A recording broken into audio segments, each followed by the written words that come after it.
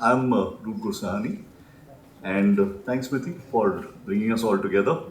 Let me begin by uh, welcoming Mantriji, honored guests, fellow citizens, and our team. So, I would like to actually start by putting together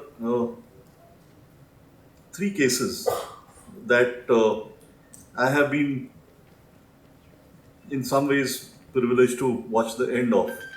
And sorry, my notes.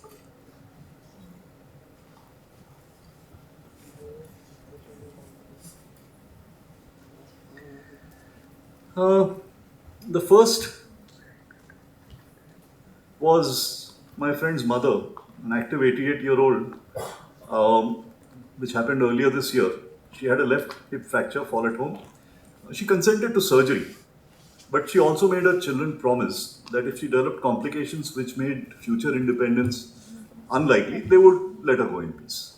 So surgery and the next 2 days were uneventful. And day three, fever, confusion, breathing problems, the ventilator. Um, so we decided on a 3 day trial of full treatment, everything possible. But 3 days later, she was worse and her kidneys had begun to fail. And we then concluded that it was impossible for her to return to her previous state. Palliative care came in, support was withdrawn. With gentle sedation, she actually woke up, smiled at her family, blessed them, and next morning she floated away, surrounded by all three of her children and four of her grandchildren who managed to make it. This contrasts with another story which actually is 10 years ago. Another friend's 89-year-old father developed pneumonia, was admitted, landed on the ventilator. Complications spiraled. The doctors agreed that his chances of survival were almost nil, with no chance of recovery to independence. Nevertheless, they insisted that they were legally bound to do everything possible till the very end. So, this included 2 rounds of dialysis, and then when his heart stopped, 3 rounds of CPR. I don't know if you know what CPR means. It's external cardiac massage and shocks, right? His daughter, when she met me 2 years later, was still weeping whenever she spoke about it because she remembered his last words before he was put on the ventilator: "Don't let them torture me." And the sound of his ribs cracking when they did the cardiac massage. So, what changed in these 10 years from my friend's mother and that other patient that we spoke about? In 2017 and 2018, the Supreme Court of India passed three judgments on privacy, healthcare autonomy, and sexual choice that actually halt the political liberty of our constitution into our personal space. And these have been really meaningful judgments. The March 2018 verdict affirmed the constitutional validity of citizens' right to autonomy in healthcare. And in the words of Chief Justice Mishra, all adults with the capacity to consent have the right of self determination.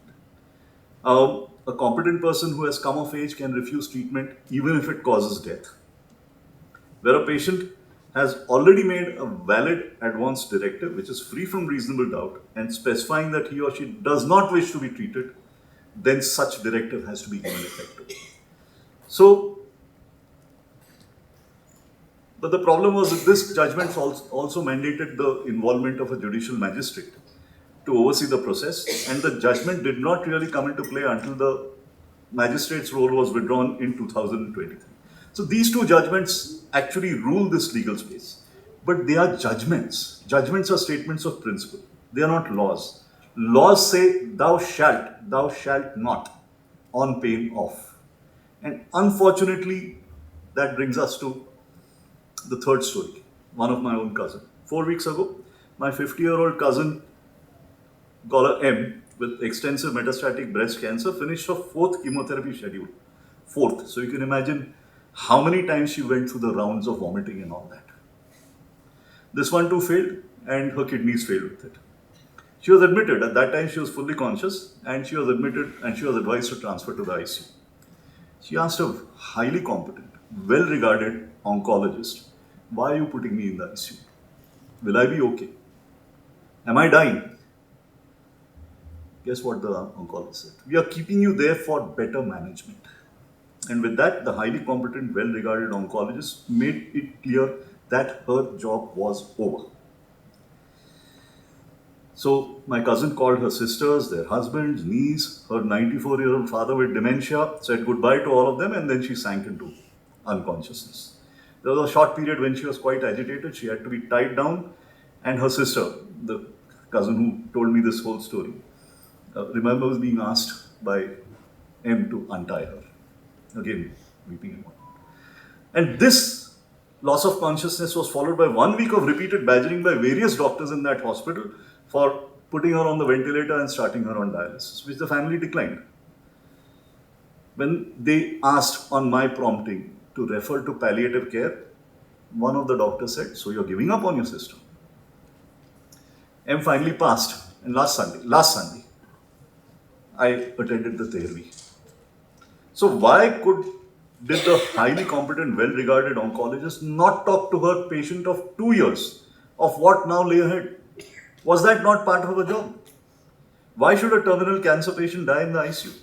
When I ask my colleagues why they don't talk about these matters, they tell me the nation does not want to know.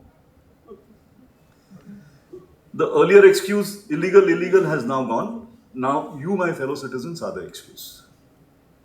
So in those countries where end-of-life care is a natural part of the medical system, discussions begin as soon as terminal illness is identified, or when old age begins, situations like this above the horizon. The road ahead is spelled out with as much clarity as is possible, unless one explicitly chooses not to be informed. Emotional closures can then happen, and these are crucial to a peaceful passing. So you need these conversations. Palliative care then, if it is there, then it manages all suffering. And ideally, death should occur at home or in surroundings of one's choice with minimal or no discomfort. So to take charge of our own last days, we must challenge and discard the taboo on discussing death. Death literacy is an essential component of advanced care planning, which is what we are going to be talking about. And this is the overarching concept and process that underlies advanced medical directives, the living will, do not attempt resuscitation, the DNAR orders, and so on. And this is the fulcrum of the citizen's right and responsibility to take charge of her own last days. Thank you. May I request the Honorable Minister for Health, Karnataka, to give the keynote address?